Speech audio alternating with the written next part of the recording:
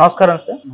Sir, ఢిల్లీలో ధర్నా చేస్తున్న జగన్మోహన్ రెడ్డి గారు ప్రెస్తో మాట్లాడుతూ ఒక వ్యాఖ్య చేశారు సార్. నన్ను చంపేయాలనుకుంటే చంపేయండి, అంతేగాని ఓటు వేయండి, మా కార్యకర్తల జోలికి మాత్రం వెళ్ళకండి అంటూ ఎక్స్ట్రీమ్ లెవెల్కి వెళ్ళి ఆయన మాట్లాడారు. అసలు ఏం జరిగింది మా ఢిల్లీలో? అంత ఉద్రేకంగా జగన్మోహన్ రెడ్డి గారు మాట్లాడడానికి గల కారణాలు ఏంటి? నిన్న ఢిల్లీలో ఎన్డీ టీవీకి ఇచ్చిన ఇంటర్వ్యూలో జగన్ ఆమె యాంకర్ ఒక ప్రశ్న అడిగింది. అదేంటంటే మీకు మీ ఫ్యామిలీకి థ్రెట్ ఉందా, మీరు భయపడుతున్నారా అని అడిగితే అతను నేను భయపడట్లేదు, నన్ను చంపేదలుచుకుంటే చంపేయండి, మీకు ఏదైనా కారణంతో నా మీద అంత కోపం ఉంటే నన్ను చంపేయండి, కానీ కార్యకర్తలను ప్రజలను ఇలాగా వేధించకండి, వాళ్ళని చంపకండి, ఇది ఇన్హ్యూమన్ అని అతను మాట్లాడాడు. సో ఇది ఇప్పుడు నేషనల్ వైడ్గా ఎన్డీటీవీ ఇంటర్వ్యూ వైరల్ అవుతుంది. అంటే జగన్ నన్ను చంపేయండి అని అడిగాడని ఒకరు, హెచ్చరించారని ఒకరు, ఇలాగా దాన్ని రకరకాలుగా వ్యాఖ్యానిస్తున్నారు. అతను హెచ్చరించలేదు, లేకపోతే ఒక రకమైన ఆవేదనతోనే చెప్పినట్టుగా మనకి ఆడ వీడియో చూస్తే అర్థమవుతుంది. రెండోది అతనే చెప్పింది కాదు, ఆమె అడిగింది మీకు థ్రెట్ ఉందా మీ ఫ్యామిలీకి అని అడిగితే నాకు థ్రెట్ గురించి కాదు, నేను కార్యకర్తలు ప్రజల గురించి ఇక్కడికి వచ్చాను, వాళ్ళ మీద దాడులు జరుగుతున్నాయి అని చెప్పాడు. సో నిన్న ఓవరాల్గా ఢిల్లీలో ఏం జరిగింది మనం చూస్తే దాదాపు 8 మంది పార్టీలు, అందులో ఒక పార్టీ తప్ప ఏఐడిఎంకే తప్ప మిగతా అన్నీ కూడా ఇండియా కూటమి పార్టీలే. ఇండియా కూటమి గట్టిగా సపోర్ట్ చేసిందని చెప్పాలి జగన్కి. ఆ పార్టీలు కానీ చూసుకుంటే ఫస్ట్ సమాజ్వాదీ పార్టీ అఖిలేష్ నిన్న చాలాసేపు అక్కడ గడిపాడు, మీడియాతో కూడా మాట్లాడినాడు, తీవ్రంగా ఖండించాడు. మహారాష్ట్రంలో కూడా బుల్డోజర్ సర్కార్ ఉందని యోగి సర్కార్ని విమర్శించాడు, అట్లాగే మోడీ ప్రభుత్వాన్ని కూడా విమర్శించాడు. అట్లాగే చంద్రబాబు కూడా మీరు అధికారంలో శాశ్వతం కాదు, అధికారంలో రాజకీయాలు చేయాలి కానీ ఇలాగ వ్యక్తిగత కక్షలతో చేయొద్దు అని చెప్పాడు. అట్లాగే రామ్ గోపాల్ యాదవ్ ఎంపీ సమాజ్వాదీ పార్టీ అతను కూడా మాట్లాడాడు.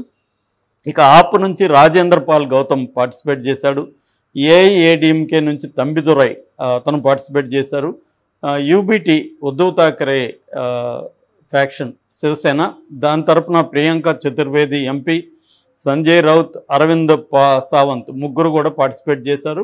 ఆమె ప్రియాంక చతుర్వేది అయితే క్లియర్గా మా సపోర్టు జగన్కు ఉంటుంది, మాదే కాదు ఇండియా కూటమి మొత్తం సపోర్టు జగన్కు ఉంటుంది అని చెప్పారు. అట్లాగే AIML all India Muslim league ప్రతినిధి వాహబ్ ఆయన మాట్లాడారు, ఆయన కూడా పాల్గొన్నారు. అట్లాగే టీఎంసీ తృణమూల్ కాంగ్రెస్ నదీముల్ హక్ ఆయన నేను ఈ వీడియోలన్నీ చూస్తే షాక్ అయ్యాను, ఈ స్థాయి పరిస్థితి ఉందని నాకు తెలియదు అని ఆయన మాట్లాడారు. అట్లాగే వీసీకే అంటే విడుదలై చిరుతగల్ కక్షి, తమిళనాడు, మామూలుగా తిరుమల వన్ వెరీ పాపులర్, ఆయన దళిత్ పాంథర్స్ అని కూడా వీళ్ళు అంటారు తమిళనాడులో, ఇది ఒక ఇంపార్టెంట్ పార్టీ ఇది. సో దాని తరపున కూడా అక్కడ పార్టిసిపేట్ చేశారు. అట్లాగే జార్ఖండ్ ముక్తి మోర్చా తరపున కూడా ప్రతినిధులు పాల్గొన్నారు. మొత్తంగా నాకు ఇన్ఫర్మేషన్ ఉన్న ప్రకారం 8 రాజకీయ పార్టీలు ప్రతినిధులు పాల్గొన్నారు అక్కడ. దాంతోపాటు ఎట్లాగో వీళ్ళు వెళ్ళారు. ఓవరాల్గా జగన్ అనుకున్న స్థాయిలో జరిగినట్టుగా మనకి అర్థమవుతుంది. కాకపోతే ఇక్కడ కొంతమంది ఏమో అది పెద్దగా ఏమీ ఎఫెక్టివ్గా లేదు అని తెలుగుదేశం మీడియా వీళ్ళు రాస్తున్నారు. నిజానికి వైసీపీ నుంచి అందరూపాలది ఇక్కడ 2 ఎమ్మెల్సీలు అటెండ్ అయ్యారు మండలి సమావేశానికి, వాళ్ళు జంప్ అయ్యే అవకాశం ఉందని చెప్పారు. నిజానికి అంతకుముందు కూడా 10 మంది మండలి సభ్యులు వచ్చేస్తారని కూడా ప్రచారం జరిగింది. బట్ ఇద్దరు మరి ఎందుకున్నారు, ఎందుకు పోలేదు అనేది అర్థం కాదు. అలాగే నిన్న రోసయ్య అని ఆయన అభ్యర్థి, ఎమ్మెల్యే అభ్యర్థి, ఆయన పార్టీ నుంచి బయటకు వచ్చాడు.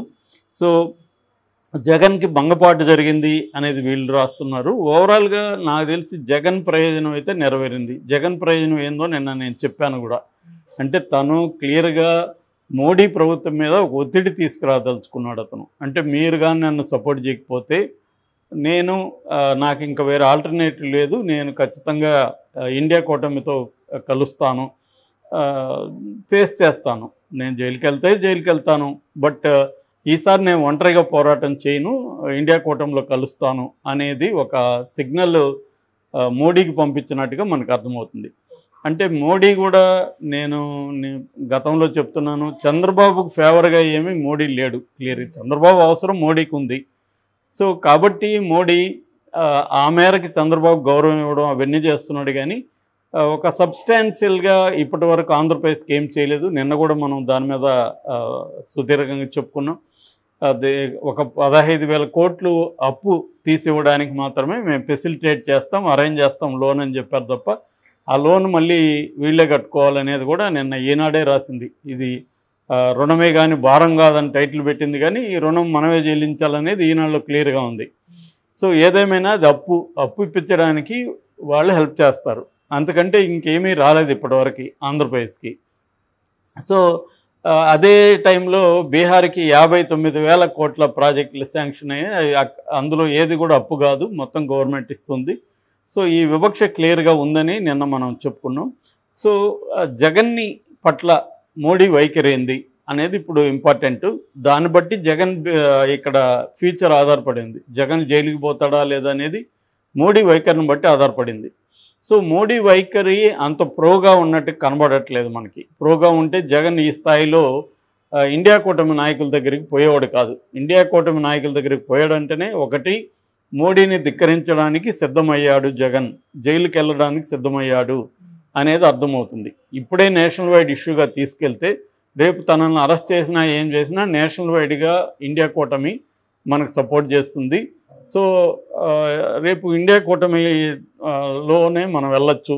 ఒకవేళ ఏ కారణాలతో అయినా మోడీ గవర్నమెంట్ పడిపోయినా ఇండియా కూటమి అధికారంలోకి వస్తే మనం ఇండియా కూటమి మద్దతు ఇస్తే మళ్ళీ మనం సేఫ్గా ఉండొచ్చు అనేది జగన్కున్న అండర్స్టాండింగ్గా కనిపిస్తుంది. ఎందుకంటే ఇప్పుడు మోడీకి గత 5 ఏళ్ళుగా కంప్లీట్గా సపోర్ట్ చేశాడు. అంతకుముందు 5 ఏళ్ళు కూడా ఎప్పుడు మోడీని ఎక్కడా వ్యతిరేకించలేదు. సో 10 ఏళ్ళుగా మోడీకి అండగా అనేక విషయాలు, అనేక బిల్లులు పాస్ అవడానికి జగన్ మద్దతు చాలా ఇంపార్టెంట్ వాళ్ళకి. ఇవన్నీ తీసుకొని కూడా మోడీ మళ్ళీ చంద్రబాబుతో కలిసి తనకి సపోర్ట్ చేయకపోతే మళ్ళీ ఎందుకు ఇంక మోడీతో ఉండాలి అనేది జగన్కున్న ఇది. కాబట్టి 11 మంది రాజ్యసభ సభ్యులు ఉన్నారు. ఈ 11 మంది రేపు ఇటు వెళ్ళారు అనుకో కూటమి వైపు, మోడీకి ఇబ్బందే అది. సో దాన్ని ఇబ్బంది పెట్టడానికి జగన్ ప్లాన్ చేసుకున్నట్టుగా మనకు అర్థమవుతుంది. సో అందుకనే మన టోన్ మారింది క్లియర్గా, వైసీపీ టోన్ అనేది మారింది. మనకి డిప్యూటీ స్పీకర్ విషయంలో కూడా ప్రతిపక్షాలకు ఇవ్వాలి అనేది ఇంతకుముందు వైసీపీకి ఇలాంటి స్టాండ్ లేదు, ఫస్ట్ టైం ఇలాంటి స్టాండ్ తీసుకున్నారు. అట్లాగే ప్రత్యేక హోదా ఇవ్వాలనేది కూడా గట్టిగానే వినిపిస్తున్నారు. సో ఇలాగా ఒక ఆంధ్రప్రదేశ్ ఇష్యూని నేషనల్ ఇష్యూ చేయడం, మోడీ వ్యతిరేకులంతా కలుపుకోవడం, ఇది జగన్ స్టార్ట్ చేశాడు. ఇది ఒక రకంగా మోడీకి ఒక వార్నింగ్ ఇస్తున్నట్టుగా అర్థం చేసుకోవచ్చు. వార్నింగ్ అంటే నేను నిన్నే చెప్పాను, జగన్కు ఉన్న ఆప్షన్స్ ఇంతే ఉన్నాయి. జగన్కి ఆప్షన్స్ ఏంటి? ఒకటి మోడీతో ఉండడం, మోడీ కానీ తనకి హెల్ప్ చేస్తే మోడీతోనే ఉండడం, అంతవరకు జగన్ క్లారిటీ ఉంది.